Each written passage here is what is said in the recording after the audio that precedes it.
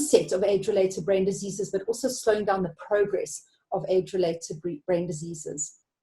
Obviously, we talked about the ability to pay attention. You know, we need to teach children mindfulness so that they can sit in a classroom and pay attention to what is being taught. That we can sit on, when we're in virtual meetings or we're doing online learning, which is going to be a particular challenge that we're going to face now. How do we pay attention where there's a temptation to swap between screens? And I'm sure nobody's doing that right now. So developing mindfulness develops our facility to control our minds. Okay, mental control comes through mindfulness practice. And what you might be starting to see now is this is not easy. It's not going to just happen. We actually have to build that capacity. We have to go to the gym to build the capacity to have that mental control. We talk about metacognitive awareness. This is about awareness of our awareness. This is about not being so caught in ourselves and in our instinctive biases, but being able to step above ourselves and be the witness of our thoughts, be the witness of our behavior in a compassionate, non-judgmental way. We're going to talk more about that now. Learning and memory is facilitated. The hippocampus, which is the seat of long-term memory in the brain, has been seen to grow, literally grow, in long-term meditators, people that practice mindfulness. Your ability to memorize dramatically improves, and not only long-term memory but short-term memory. Okay, short-term memory, we're going to talk about using the prefrontal cortex, which is the seat of short-term memory. So the more you're using your prefrontal cortex, which is the part that you're really activating when you are practicing mindfulness, your ability to keep things in the short term as well as the long term both improves. The amygdala shrinks in people that practice mindfulness. So that reactive survival mechanism that is not really required as much in the 21st century as it was when we were wandering around the savannah is managed. So we don't become overreactive, over-responsive in a threat and survival way. We rather are able to use our conscious thinking and rational brains in order to manage our responses and our reactions. Our ability to have self-discipline and self-control is dramatically increased. The ventrolateral prefrontal cortex hangs out right here on the left and right sides of our prefrontal cortex. This is the particular part that is activated and stimulated when we pay attention. So the more we practice mindfulness, the more we develop self-control and self-discipline. And the medial prefrontal cortex, the part to do with compassion, the part to do with empathy, again, so critical for us as therapists or as coaches, is definitely grown and facilitated through the use of mindfulness techniques. So that's a small overview of the neuroscience behind mindfulness. And now I want to start going into how do we apply it and how do we practice it. Anything that you think I should just respond to, Anne, before we start shifting the conversation? Yeah, just kind of like dropping in because there were a couple of conversations. So Glenn Pierce calls it the state, and then Isabel was asking what is the interaction between mindfulness and embodiment, because flow and muscle memory leads to embodiment. So how would that body react? So Glenn, I'm seeing your question here. That we talk about mindfulness as a state that can become a trait. So the more we practice it, it will become a part of way of our being. But actually doing mindfulness meditation and some of the other practices I'm going to show you actually take you to a state of mindfulness. And mindfulness and embodiment, again, and we could have another 3-hour conversation around that. But the impact of our whole physiology, the cells, the way our cells function, the neuroendocrine system, the hormones, everything, and how do we embody that whole way of being? Sure, we can go into a lot of detail about that whole mind-body connection there as well. Okay, just one quick question was on visualization. How would that also help in mindfulness? Definitely, and visualization is a mindfulness practice. It's a form of mindfulness. Now, just remember, even thinking about something exercises that part of your brain. So if you close your eyes right now and think about brushing your teeth. Okay, think about brushing your teeth. Now think about brushing your teeth with your other hand. Okay, and you can see how awkward that feels and how difficult that feels, because you're actually exercising the neural pathways to do with brushing your teeth with the other hand. So even that visualization, mental rehearsal, a lot of my athletes that I coach, we do a lot of mental rehearsal where we practice, go over and over in your mind the activity, so that you're actually creating the muscle memory in terms of your neural pathways. Okay, good. Some lovely questions coming up here. So let's move on, because still got quite a lot to share.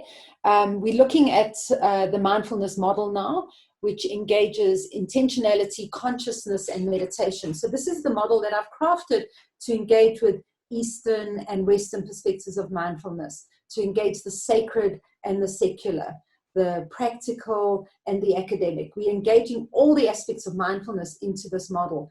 And we're going to start with meditation, because the meditation is really essentially the gym that we go to.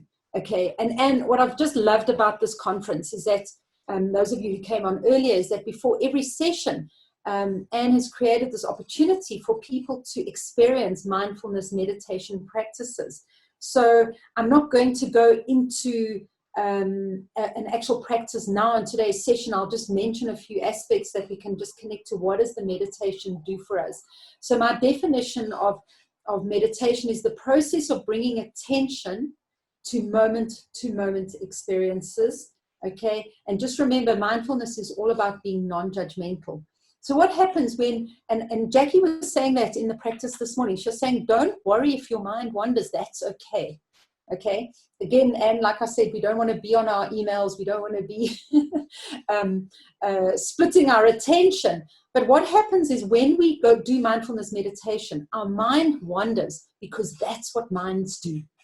Okay, and a lot of people misunderstand this, especially in the Western world. People become scared of this meditation thing. It's not that you're going to have to go and light incense and sit cross-legged in the Himalayas while you chant, although that is a wonderful, wonderful thing to do. But it's very easy for us to practice mindfulness meditation at any stage in our day, in any stage of, no matter how stressful and intense our lives are, we can take these meditative moments. So obviously, it's a really powerful skill and practice to build a mindfulness meditation routine. Now, there are so many ways of doing this mindful meditation. It's merely a facet of, or a fact of bringing your attention to the present moment, okay, in whatever way that you can. So an actual defined mindfulness practice, like we're doing before all the sessions in this conference, we're doing visualizations, we're doing body scan meditations. That's more or less what Jackie was doing today, getting us to pay attention to different aspects of our body. There are breath awareness meditations. My very favorite, loving kindness meditations, where we learn about having loving kindness for ourselves and loving kindness for others. Because remember, whenever we're practicing this meditation, it's the exercise for our brain, and we as coaches need to practice self-compassion as well as compassion for others. Walking meditation. Yesterday, your mindfulness practitioner took us through a walking meditation. So you can do your meditations while you go for a run. You can do your meditations while you're driving in your car. Please just don't close your eyes, okay? Keep your eyes open. You can become mindful when you're walking into your office. And queues have become my new favorite thing. I used to get distressed about queuing because I had better things to do. Now when I'm in a queue, I listen to the sounds, pay attention to the colors, hear the voices around me, just become mindful. And what you're actually doing at every opportunity that you take to become present, you actually are doing a form of meditation. Obviously, again, I'm going to encourage you to go and do the actual ritual, the practice of meditation. There are hundreds of free meditation apps. You can go onto YouTube. You can go onto Google free mindfulness audios. You can Google loving kindness. Whatever I'm struggling with, at any moment in time, whether it's uncertainty or whether it's resentment or whether it's fear, whatever it is I'm struggling with, I'll go and Google mindfulness meditation on resentment.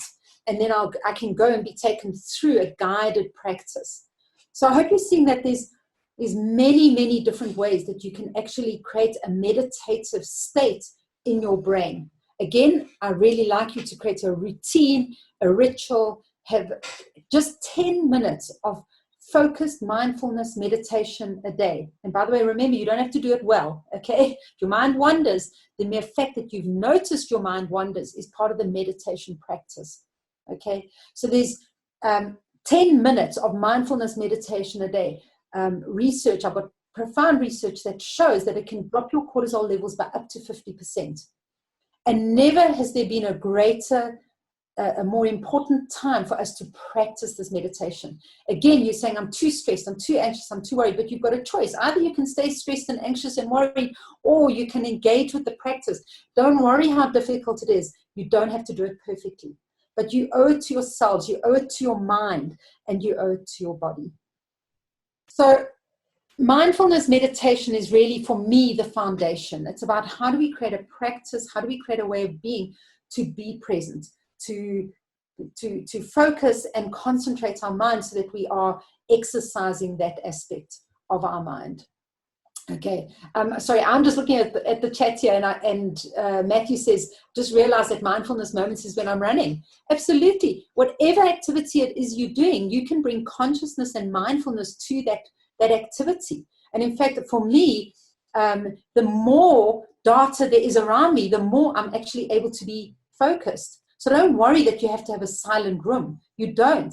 Matthew, while you're running, you've got the sound of your feet that you can pay attention to, the feeling of the air as it passes through over your body, the sounds of nature around you, the colors, the sky. There's so much that you can actually bring your attention to. It's almost as though the more data there is, the easier it is to focus our attention.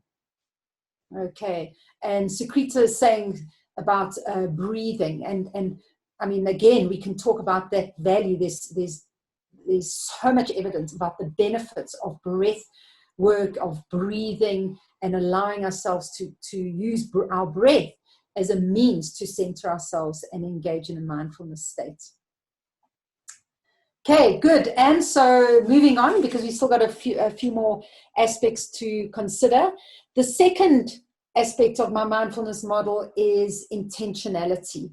And intentionality is the purposeful and focused focus of thinking, emotion, and action. So this is where this is possibly what is considered a more Western aspect. Your meditation is often connected with more Eastern spiritual traditions or thinking.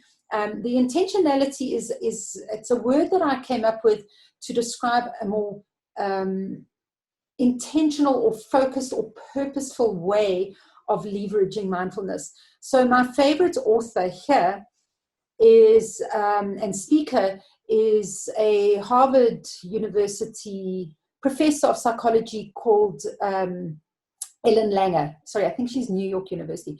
Anyway, Ellen Langer has written a book called Mindfulness. Okay, it's a fantastic book. She does not mention meditation. What she talks about is how do we pay attention to novel experiences? Because what we're doing is we're walking around the world, seeing the world in the same old way, reacting in the same old way. She shows us how to pay attention to the world in a way that sees the world as different, sees the world as unique, and shifts our processing and thinking about the world. She helps us understand how we need to be sensitive to context, how we need to reappraise how we see things, that we can become and respond to things in a different way. So again, I can talk for hours about Ellen Langer. One of my favorite pieces of research that she does is she talks about, she goes to these trainers that are training dolphins. Now, for all of us, dolphins are just the most beautiful, romantic, majestic creatures, and for us, for me to go and sit and train dolphins, I think would be a dream job. However, if you think about it, training dolphins becomes as just familiar and automatic to the dolphin trainers as our jobs become to us. So those dolphin trainers are mindlessly doing their job, getting the dolphins to do their tricks. And what Ellen Langer and her team do is they come and they divide these dolphin trainers into two separate groups. The first group, she tells them, I would like you to notice what is unique about your dolphin every time you engage with it. In other words, she's making them mindful about connecting with the dolphins. The other group, she says nothing, they do their job as they always do. And what Ellen Langer and her team discovered is that those dolphins that are in the mindfulness group, okay, they jump higher, swim faster, and most importantly, they come more often of their own accord towards the dolphin trainers. Okay, now you can extrapolate that to your relationships. Okay, if you're mindful, if you're present with the people that you're engaging with your children, with your staff, with your partners, when you're mindful, it draws that person to you and you become closer, more connected. That person performs better. Thinking of us as coaches, okay, is that relationship that is built when you're present. People know when you're present and they know when you're not. So this is just one example of let's be intentional about how we are present with people. And I'd just like you to think about a couple of questions. These are just for yourself to reflect on. Is think of a character trait that you have that you believe is negative.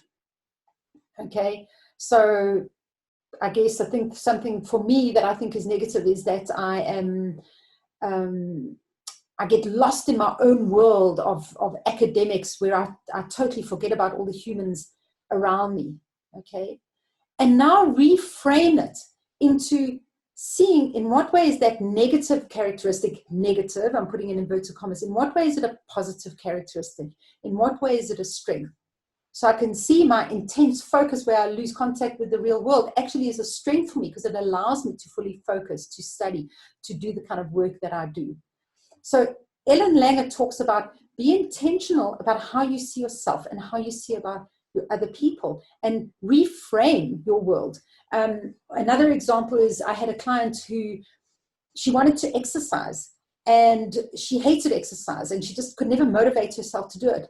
And what we did is we created a reframe to see how can you see your daily life as exercise. So she started to see that when she was sweeping the floor, how can I perceive that as exercise? When I'm walking to my car, how can I perceive that as exercise? All she did was reframe her concept of exercise.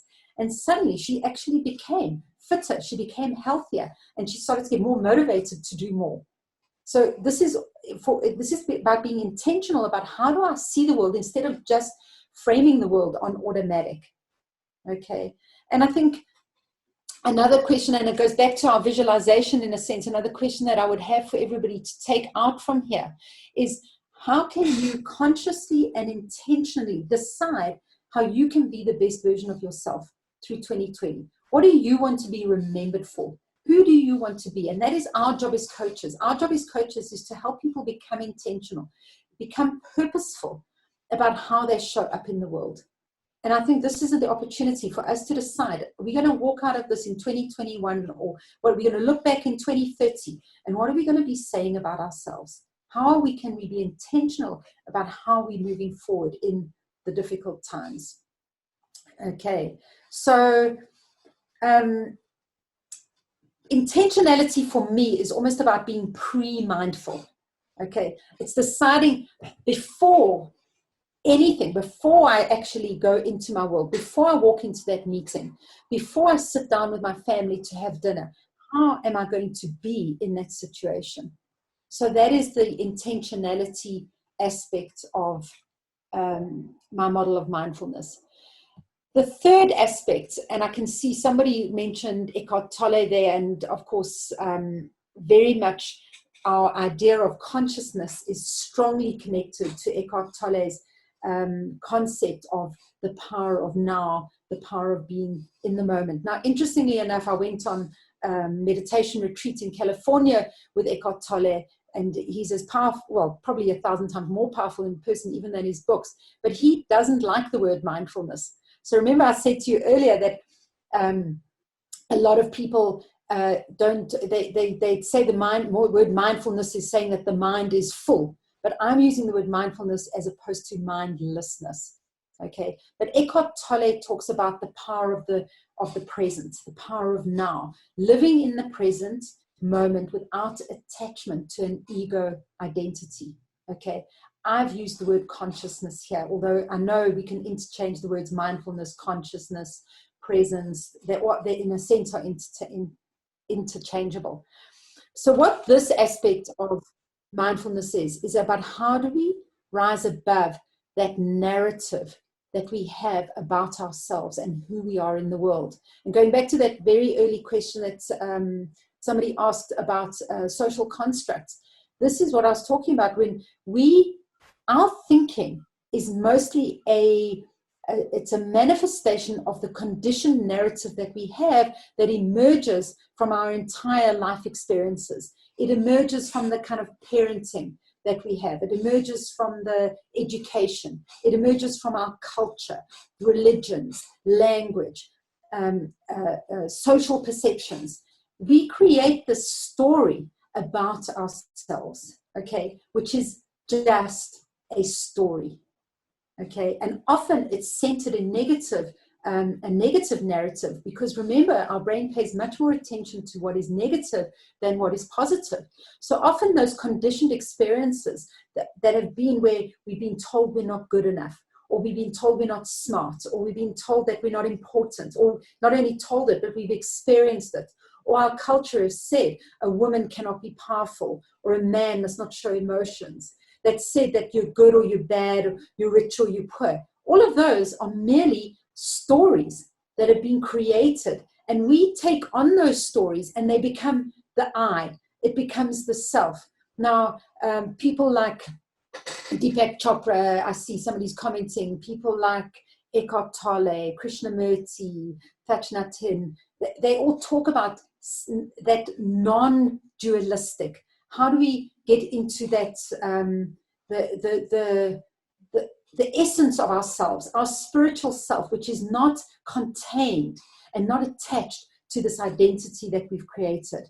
This is not this defensive, repetitive I that's always gathering evidence for how right I am or how good I am. Instead of getting out of that story and just going into that pure consciousness, that energy life force that we have, that is a place of presence. That is a place of peace. We use the words in mindfulness of attachment, the opposite of attachment, of acceptance. We use the word surrender. We use the word allow, embrace. And this is a space where we can be present without a story around what is happening, where something negative might happen, but instead of labeling it as negative, we just are in the experience. This is about embracing joy. This is about embracing suffering, because it is what it is. Life is hard. We have challenges. Can you imagine life as a movie and there's no challenges? Imagine a movie where there's no challenges. How boring would that movie be? And it's not real. Okay, so life is full of suffering. Life is full of difficulties as well as joy and pleasure. But instead of telling stories about it and trying to change what is, this aspect of consciousness is about being present with what is. And I didn't manifest this right now, but just connecting to what a lot of people are saying in the chat room is Krishnamurti, who's an Indian philosopher. He really spoke about himself personally, but towards the end of his life, he made this profound statement. He said, the secret that I have to happiness, the secret I have to my well-being, is I don't mind what happens. I mean, such a simple sentence, but such a powerful sentence. There is no mind. There is no narrative. I just am, and I'm present. And again, one of the what is considered to be one of the gurus of spiritual development in the Western world, Eckhart Tolle, says this wonderful, wonderful quote: life will give you whatever experience that you are having for the evolution of your consciousness. And how do you know that this is the experience you need? Because this is the experience you're having at the moment. And if we can bring that kind of thinking to our coachees, where we're helping them be present with whatever difficulty or challenge or experience it is that they're having, and not having to escape from it. But how do you be the best version of yourselves? How do you be in the essence of your goodness, not in that limiting narrative that we've created? So a question that I have for you, and this is our fourth poll, Anne, is what are the conditioned beliefs that you have that limit you from being the best version of yourself? What are those beliefs that you have that limit you from being the best version of yourself? So I think we're going to get a poll up. So these are things what I come across in my coaching, where people limit themselves by saying, I'm not good enough, or I have to be responsible. One of the biggest ones I'm experiencing, I have to be perfect. I don't deserve. Yes, I fear failure. I'm not good enough. There we go. See, that's so often. Everyone else is better than me. And this is insane, but this is how we wire ourselves, because this is what our society does.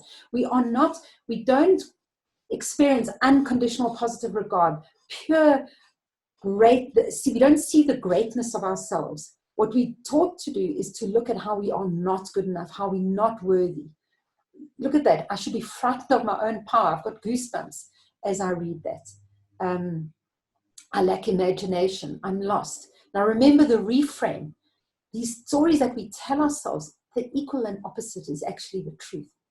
These are just stories. When you go into the pure essence of your wisdom, of your power, of your purpose, none of these are true. They are merely conditioned beliefs.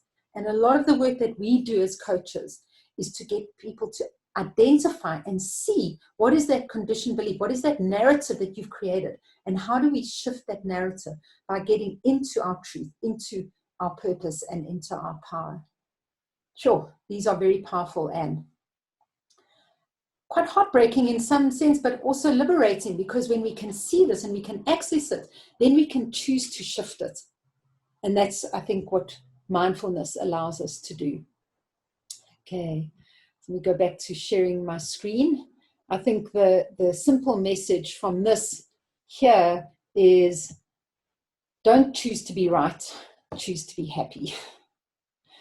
Okay, good. So essentially what we've done up to this point is we've engaged with all these aspects of my mindfulness model that shows us that mindfulness is much more than just meditation.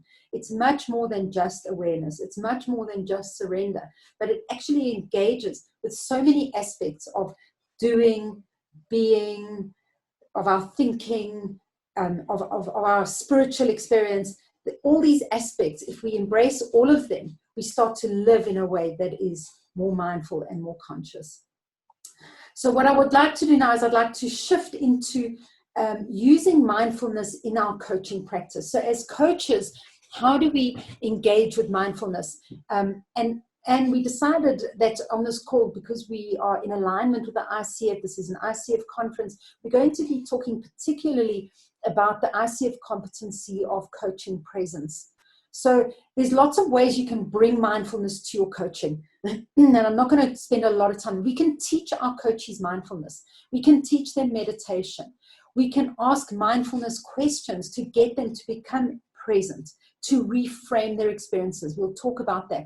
We can use mindfulness meditation as a technique to clear our own space before the session, okay, or to clear the space for ourselves after the session so that we can go into the rest of the world. I know a lot of coaches who do a 2 or 3 or 5 minute mindfulness meditation with their coaches at the beginning of a session to help both become present.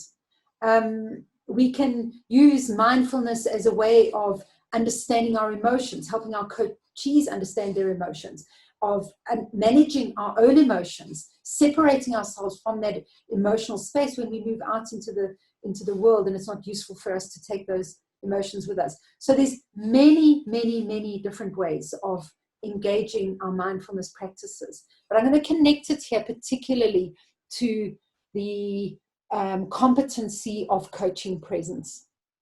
So what is the superpower that we have, the mindfulness superpower that we have in coaching presence?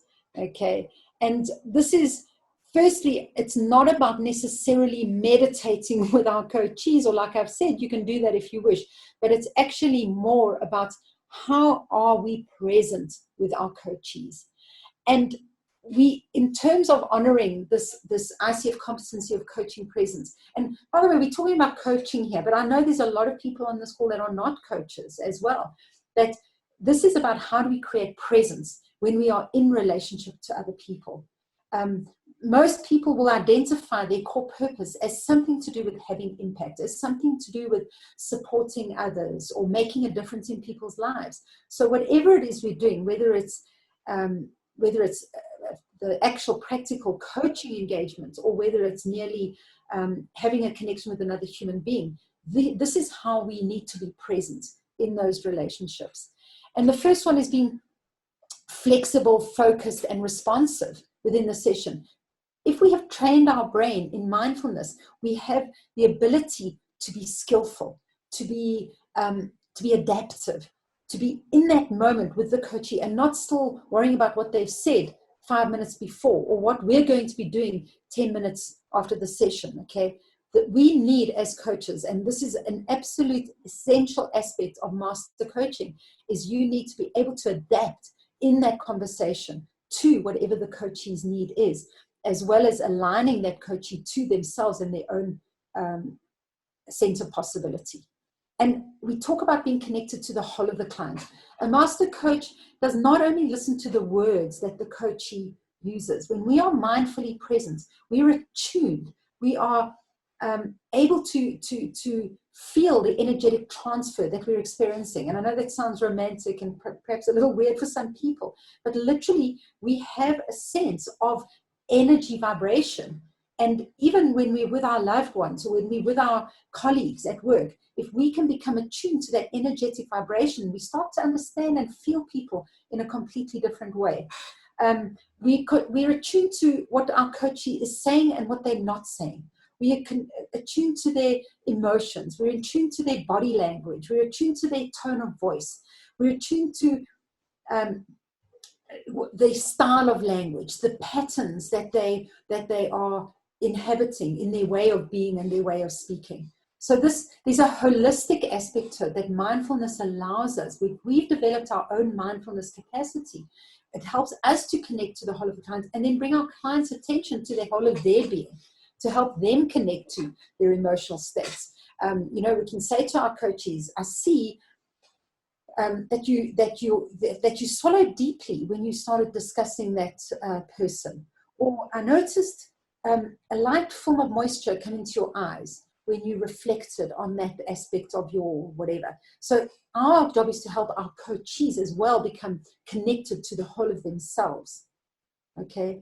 My Ellen Langer aspect, helping the client reframe or shift perspective. We all know as coaches, this is one of the most powerful superpowers that we have, is how can we see this difficult experience as a learning opportunity? How can we grow during the COVID-19? What is the opportunity that is being presented to us? Now, this is not about being glass is half full, everything's going to be okay in the end, light at the end of the time. I'm not talking about that, because we are realistic as coaches, but the only thing we have the capacity to be in control of is our own thinking. And that's our job, is to help our coaches be in control of their thinking. So help them to shift the perspective to a more constructive and a more productive way of being, while engaging and being comfortable with difficulty. Because remember, it's about being present with pain. It's about being present with suffering that allows us to process it. When we deny it, when we avoid it, when we run away from it, then we don't have the capacity to learn and grow from it. We talk in master coaching about being intuitive, and this is not only about ourselves being intuitive, but help our coachees become intuitive. Help them listen to their inner essence. Help them listen to that part of themselves that actually knows the answer. One of the most powerful coaching questions, when we face with a coachee who's got a dilemma or they've got to make a decision, I'll say to my coachee, take away all the thoughts. Okay, just allow that to disappear. Now, in this second, in this moment, what is the answer? And my coachee will come up with the answer. So it's helping them to access their own intuition. And us as coaches need to be attuned to our own intuition. Remember, intuition is not necessarily some weird spiritual message that's coming from the grave, that's coming to tell you what is actually going on. But intuition, from a neuroscience perspective, it's the deep subconscious and unconscious knowledge that we've crafted and created and learned through our lifetimes that we need to learn to be able to access. So intuition is something that we offer to our coaches, and we offer it openly. We offer it without attachment when we sense that something is happening. It's a very powerful relationship skill when we help become intuitive and present to the people that we love. And we say, I'm sensing that there's something difficult here for you. I'm sensing that you're not really feeling that you want to move forward. Help be intuitive within your relationships. Of course, we talk about being confident with strong emotions. Humans are emotional beings. Asking us not to be is like denying our human and our emotions are merely messages for what we're experiencing. So we as coaches are curious about emotions. We connect to emotions, both our own and the coachees. But where we're confident in managing strong emotions is we don't need to be attached to our client's emotion. That is their experience, okay? And it's the gift that you give to your coachee to be empathic, to be able to be present with deep emotional states, but not take it on ourselves, because it's their opportunity to learn and grow in wisdom and knowledge. We engage in, I love the word curiosity. I always talk about the curiosity of a coach and courageousness. You know, we need to challenge our coachees. We need to challenge ourselves, and we do it in a light and respectful way. I love that the competency aspect of humor and lightness. And I think as coaches, we can become really heavy and serious and think we've got to do this perfect job. But when we're mindful, we're human. I mean, mindfulness, often many researchers in mindfulness talk about the beginner's mind. John Kabat-Zinn talks about the beginner's mind.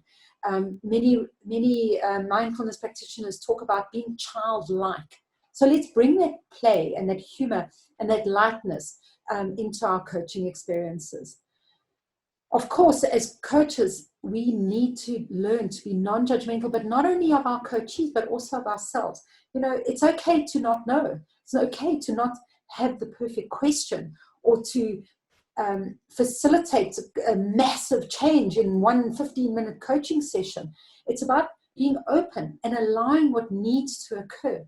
The mere fact that you're giving mindful attention and presence to a human being for 15 minutes or 30 minutes or 1 hour is one of the greatest gifts that we have as coaches, without all the skill and the art of great questions, which are obviously wonderful within themselves. And then I always like to talk about the use of silence and kindness, and that gift that we're giving to people. Sometimes within the silence is the greatest wisdom, because that's when we allow our coaches to be mindful and to access their intuition, to access their subconscious and unconscious wisdom. We talk in master coaching about, in psychology, they talk about unconditional positive regard. In master coaching, we talk about adoring your clients. And I just love that. When we can come from that very present, mindful perspective, that our clients, you don't get that kind of relationship.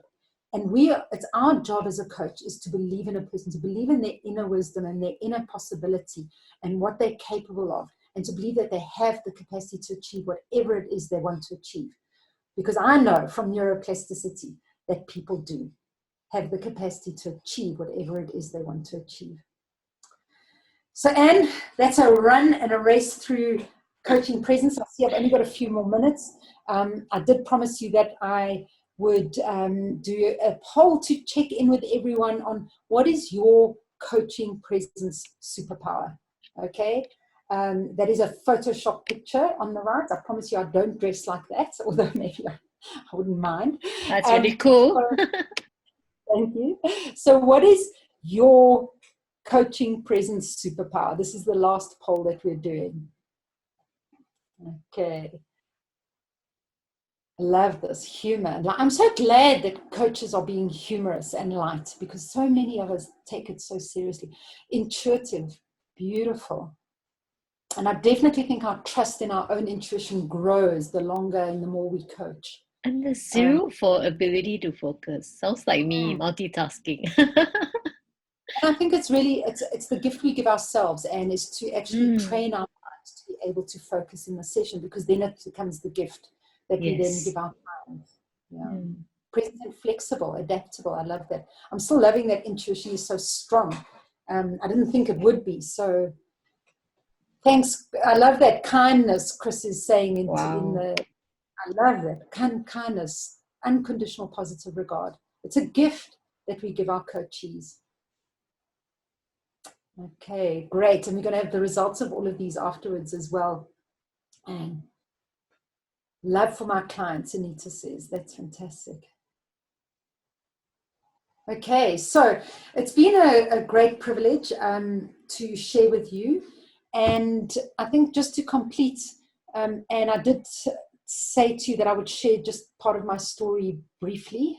Yes, please. I think that would be No, very I think inspirational. everyone can, thank you. I think everyone can hear how passionate I am about mindfulness, how passionate I am about neuroscience, how passionate I am about coaching, and I think it's because I've really walked the walk. And I only discovered coaching 14 years ago. I was turning 40, and I lived a very different life. I had a very many people have had the same kind of difficulties, but I've gone through so many difficult life experiences. I'd experienced infertility. I'd experienced the loss of loved ones. I'd experienced adoption. I'd experienced divorce and mental illness and family members with suicide and physical disability. I'd gone through many of life's challenges, resisting them, I might add, deeply resisting them, and feeling sorry for myself, and feeling like I wasn't good enough, and I couldn't change, and I was just destined for this life of terrible things happening. And I truly lacked self-awareness. I truly lacked self-esteem. I was overweight. I had bad health habits, smoking. I was I was directionless. I didn't do any exercise or sport. I didn't honor my health. I didn't honor my well-being.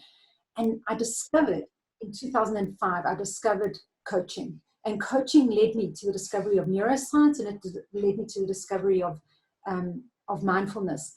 And truly, when I started engaging in these aspects of myself, it allowed me to transform myself to be this person who would never have sat in front of a screen and spoken to one person, never mind well over 100. Okay, and it's this mindfulness and coaching and neuroscience that has given me the capacity to shift my life profoundly, to become an athlete, to become confident. And yes, I still struggle. Yes, I have to work on this. I have to practice it every day of my life. But that's the gift that I have, is that I've had to do the struggle in order to be convincing, or to be able to share what it is that I do and who I am with my coachees. So if anybody would like, I've written a lot about mindfulness. I haven't got a word for word transcript because I was fairly spontaneous in the session, but I've written about all of this. If anybody wants the writing of it, you can just send me an email.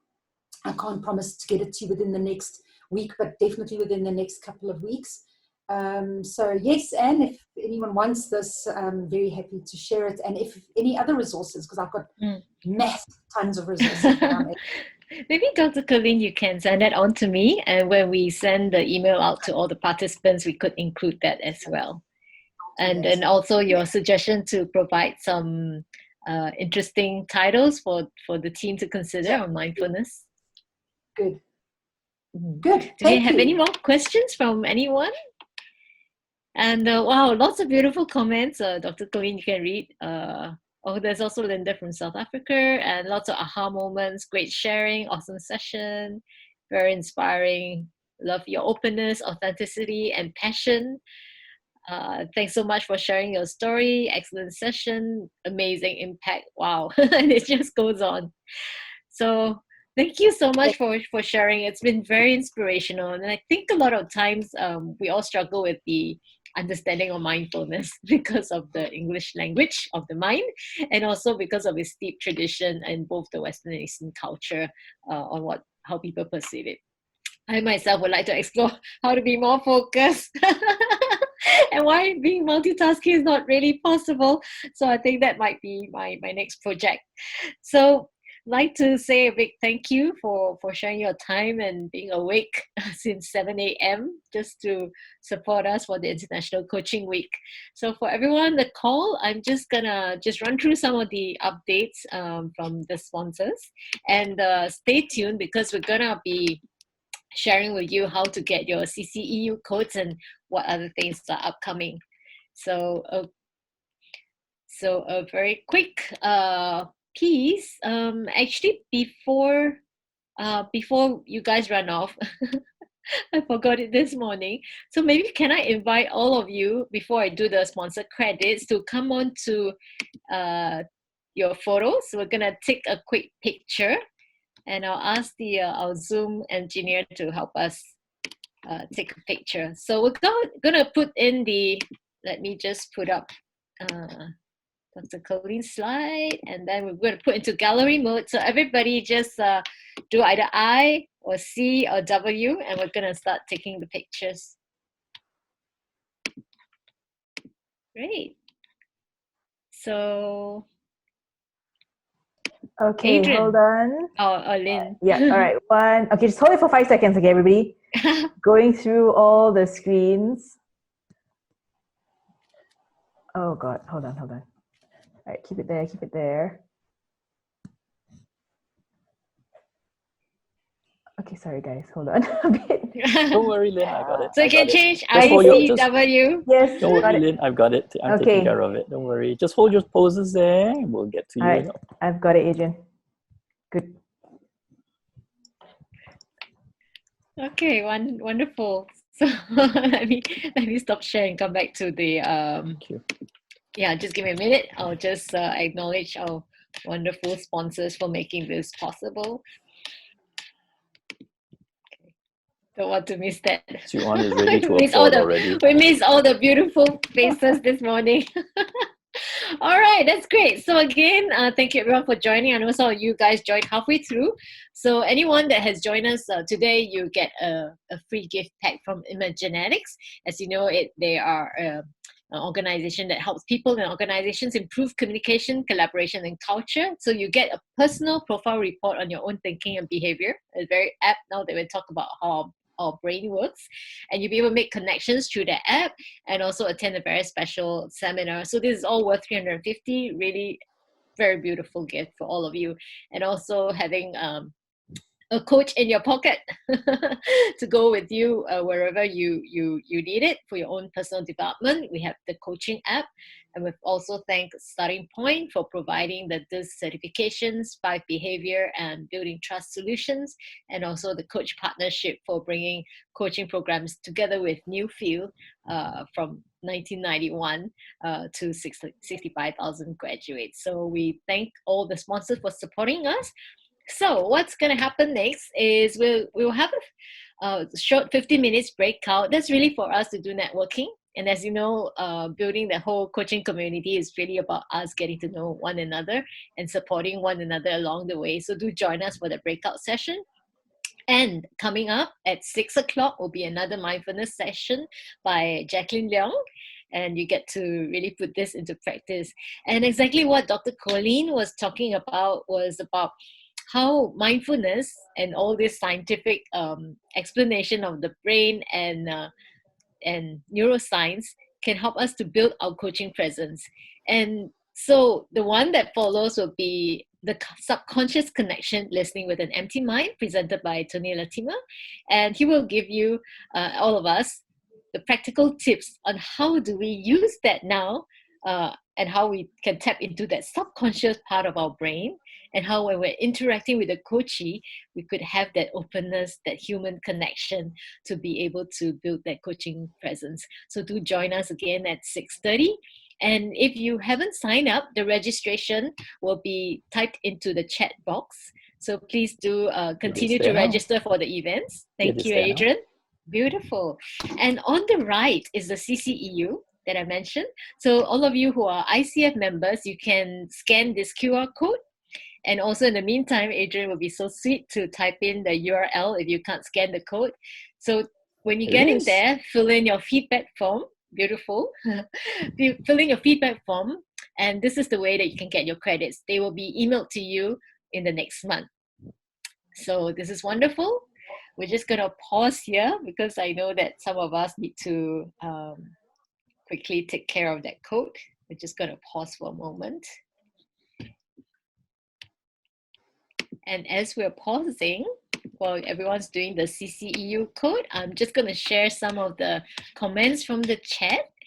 It's beautiful. This Sari says the session is inspirational. Dr. Colleen, thank you for sharing. From Serene, authentic and straight from the heart. From James Campbell. And again, Emmeline Ang, you're so inspiring. Dr. Colleen, great story to end. From Clement and Hango from Vietnam. Wow, we've got people from everywhere in the world. Thank you for sharing your story. I feel so lucky I discovered coaching too. From Vivian, it's so enlightening. Lots of thank you. Authentic from the heart and the mind. Wow. So it's been a really awesome session. And thank you for your energy and all that. So in your breakout, which will be popping up on your screen, please join in. And after the breakout, do come back to the main session and we'll have a surprise for you at the main session. Enjoy your feedback and networking.